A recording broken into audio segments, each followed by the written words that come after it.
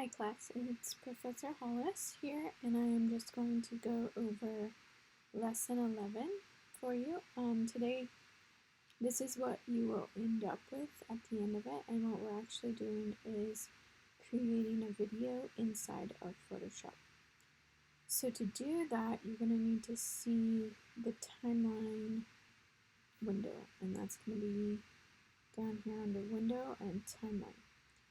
So when I open the timeline, I can see that it's set up more like a video editing software when it's in this mode. So I have 6 different clips here, and if I press the space bar, that's going to play through my video preview. So this is essentially what we're making today, and I'll show you how to do it.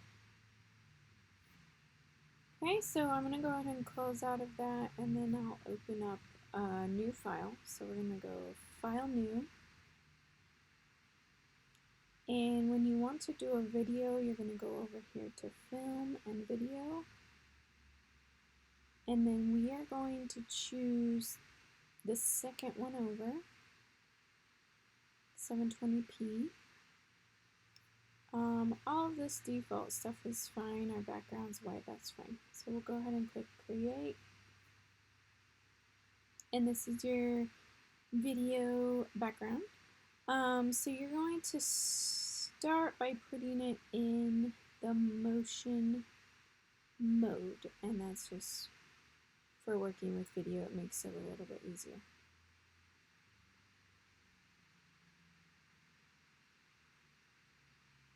Alright, so now you're going to go down here to the timeline, and you're going to click on Create Video Timeline. If you don't see the timeline window, you'll just go up to Window and then Timeline, like I just did earlier. Okay, and then we're going to save this. So we're just going to call it 14 Working, and make sure that's a Photoshop document.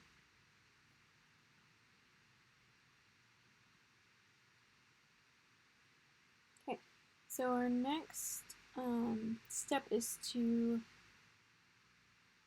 go ahead and add the media that we're going to want in this file. So to add media, you're going to go down here to this little film strip and click on the arrow and then Add Media.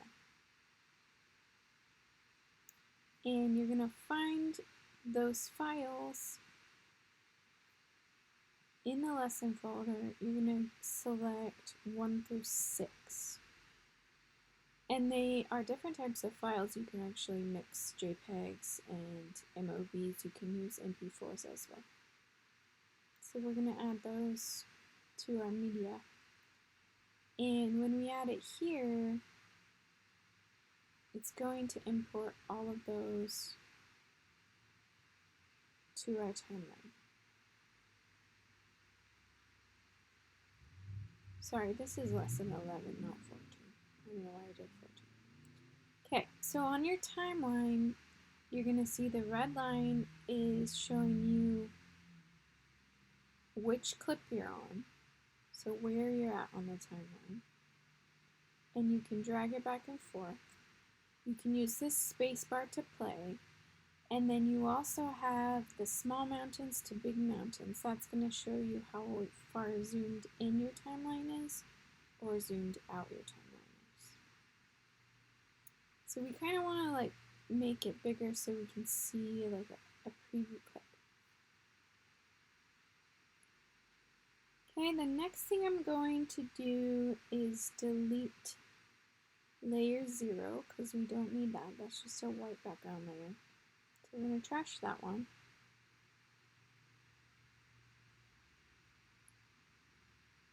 And then we're going to get started on our clips. So this first clip here, clip 1, you can see on the timeline it's 5 seconds long. We want to make it 3 seconds. So we're going to go over to the right side of it and we're going to drag it to the left until we get to 3 seconds duration. And then it's good to go. We're going to do that with all 6 of our clips. So go ahead and click on each clip and drag the right side of it into the left.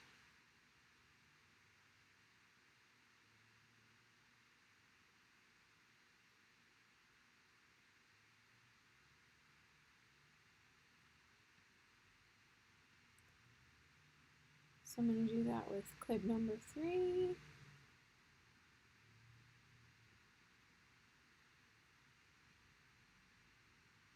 Clip number 4, which is a JPEG. So on this one, I'm looking at the duration number.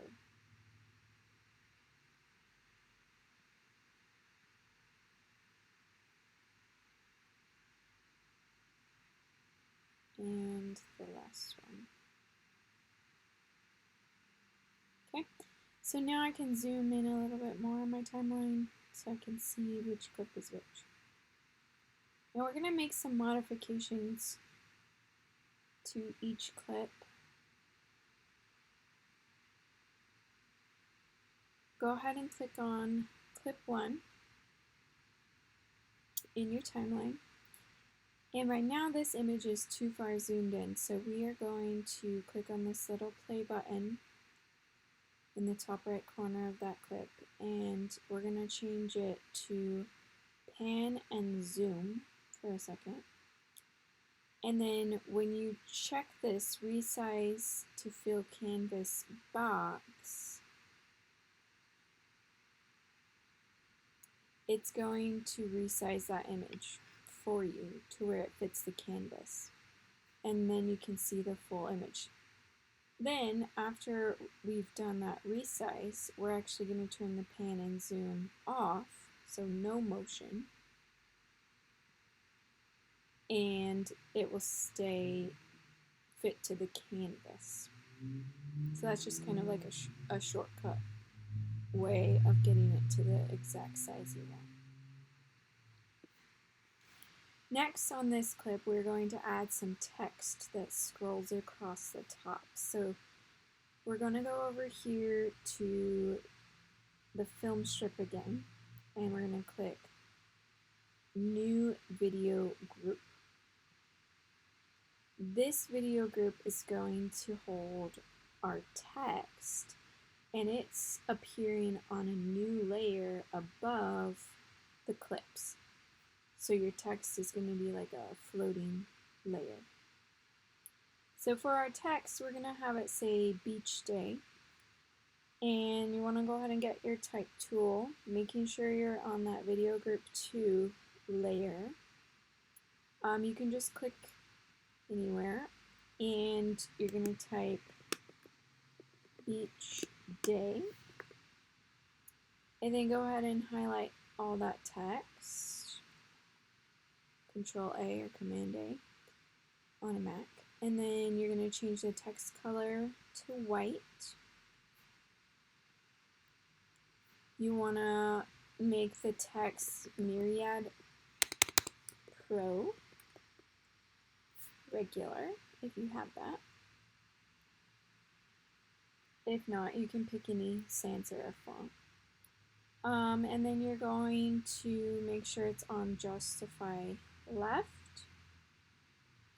And we're going to make it really big. We're going to bump it up to 600 points.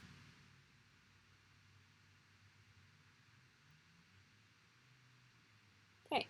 So with this text, we're going to scoot it all the way over to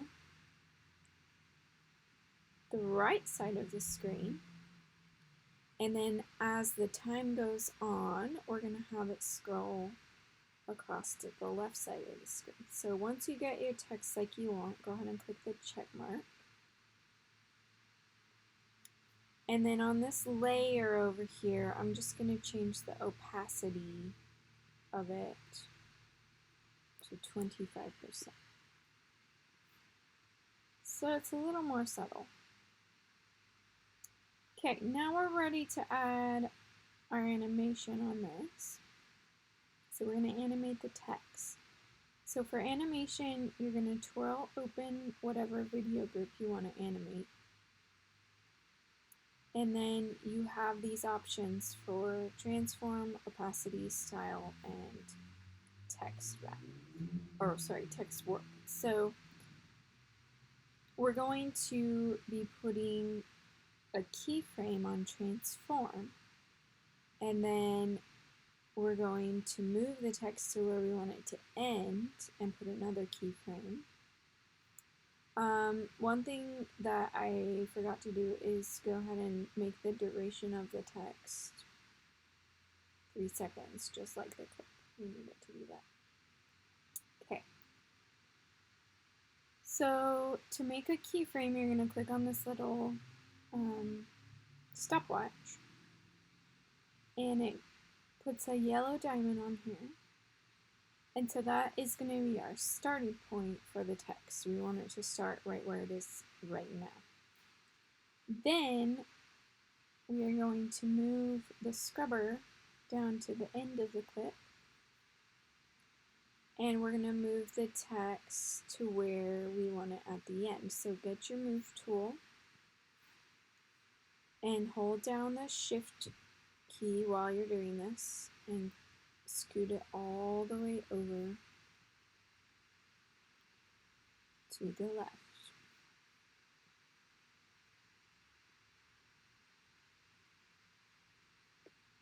And that's where we want it to end.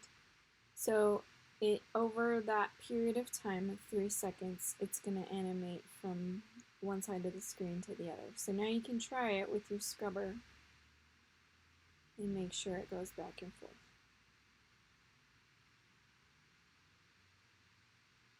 Okay, let's go ahead and save that.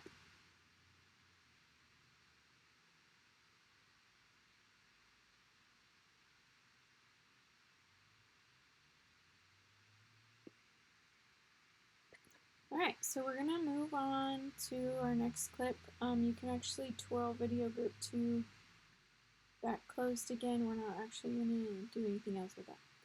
So we're going to move on to clip number 3. And to see it, you're going to have to drag your scrubby to the beginning of that.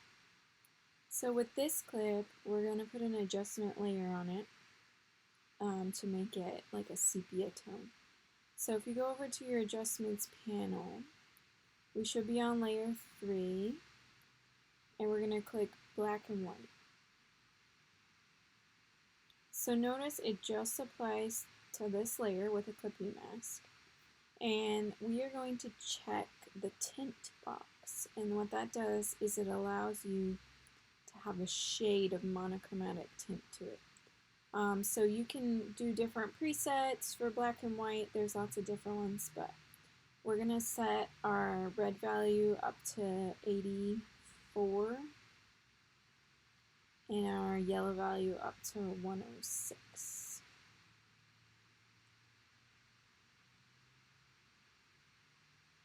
Just gives us a little bit more contrast there. So this little video is going to be sepia toned. Clip number 4, we are going to pan and zoom in. So we're going to click on clip number 4 in our timeline. And then we're going to click on the little play button and add some motion. So instead of pan and zoom, we're actually just going to do zoom. And you can ask it, like it asks you if you want to zoom in or zoom out, and where you want to zoom from. So we're going to zoom from the top left corner of this image, and we're going to zoom in.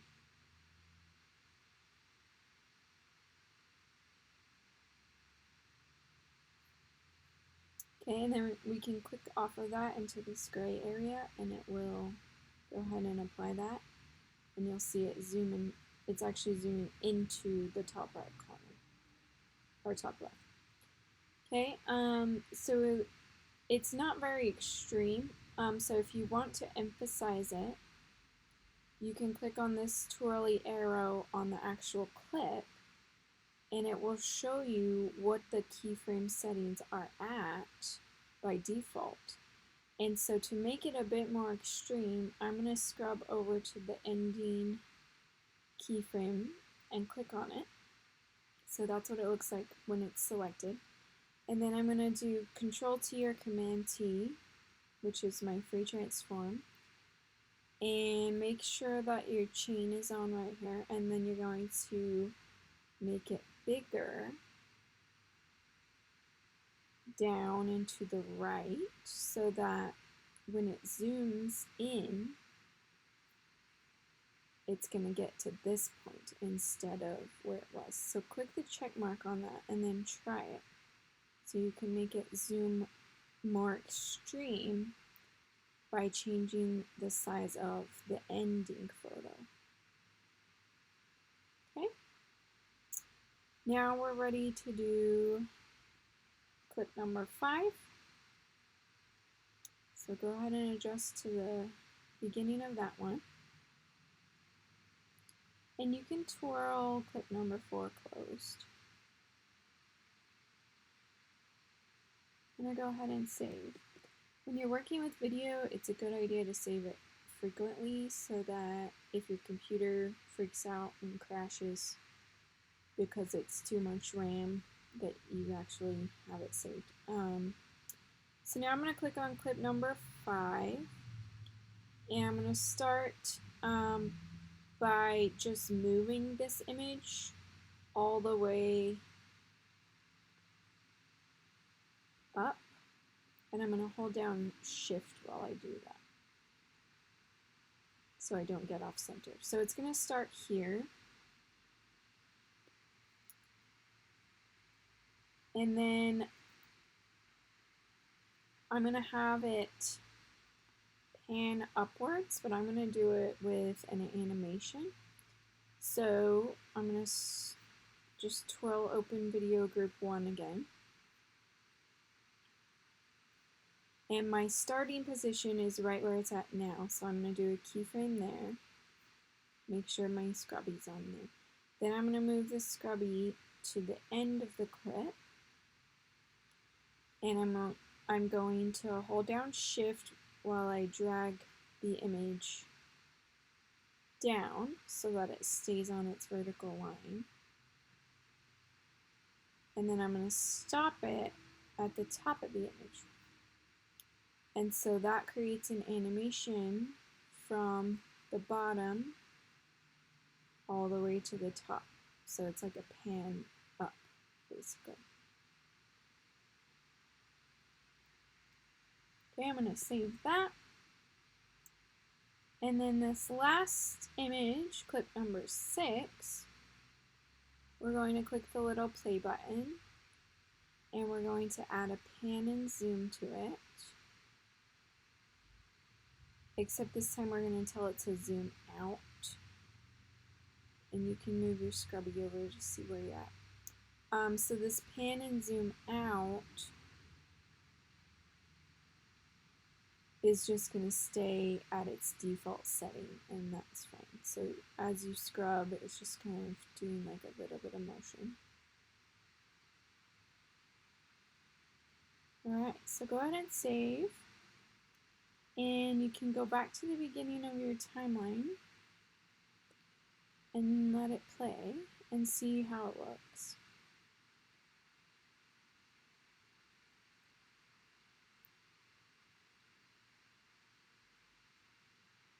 So again, with the JPEGs, we're giving them some sort of motion so that it's not just a boring photo, but it doesn't have to be a whole lot. It can just be really subtle. Okay, now just to make it a little bit nicer, we're going to add some crossfades, which are right here, this black and white square. So I'm going to add a crossfade in between each of the clips. So you click and drag and drop it in between all of the clips. And a crossfade is just a nice way, it's not a cut, it's like just a nicer way to transition between clips. So you can kind of see those on the next clip. So see how it kind of fades out and then fades into the next one? That's a crossfade. And then you also are going to add a fade with black on the end of the entire thing, so that at the end of your little video, it just kind of fades out.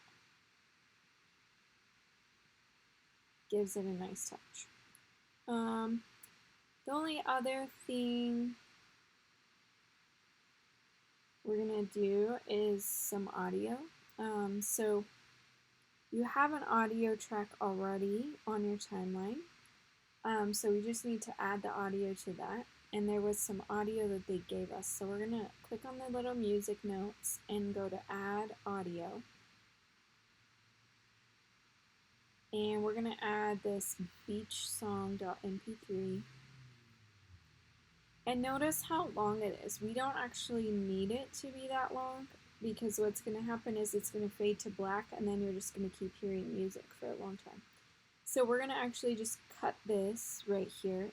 So if you move the playhead, which is the scrubby, to the end of all your video clips, right there, then you can use the scissor tool to split the audio.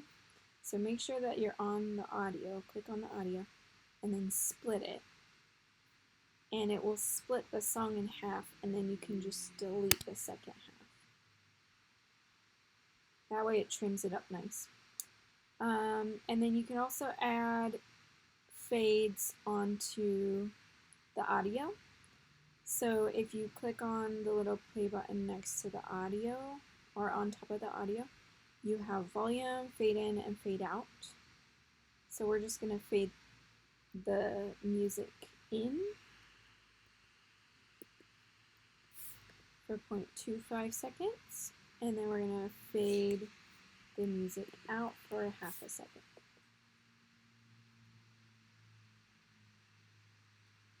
Okay, so if you were to play this with the audio, you can hear the little song.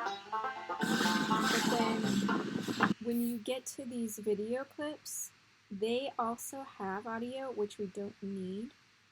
So you can actually turn off their audio by clicking on the little play button there, and then clicking on the music button, and then checking this mute audio, and that will just take away the audio on those two clips, and then it will just have the music audio, and that's it.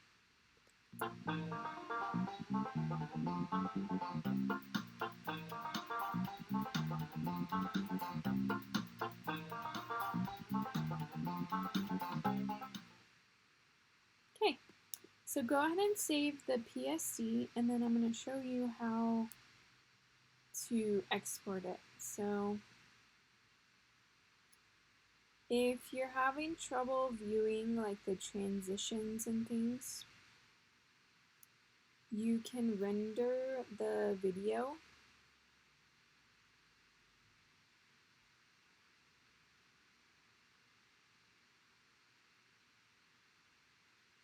I'm not sure what menu that's on, but there is a render video button. And then when you're ready to actually export it, you're just going to go to File Export, and then at the very bottom down here it says Render Video.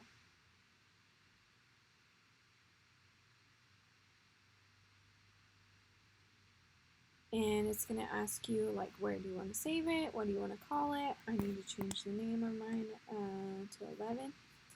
And then there's a lot of different presets.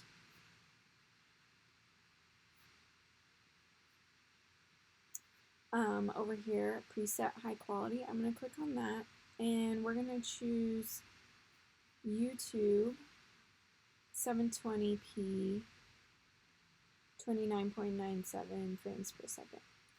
That one's just a good one to start out with. So go ahead and click render, and then it's going to save it for you, and you can upload that MP4 for your lab today. And it may take some time to export. Video takes a lot more time to process.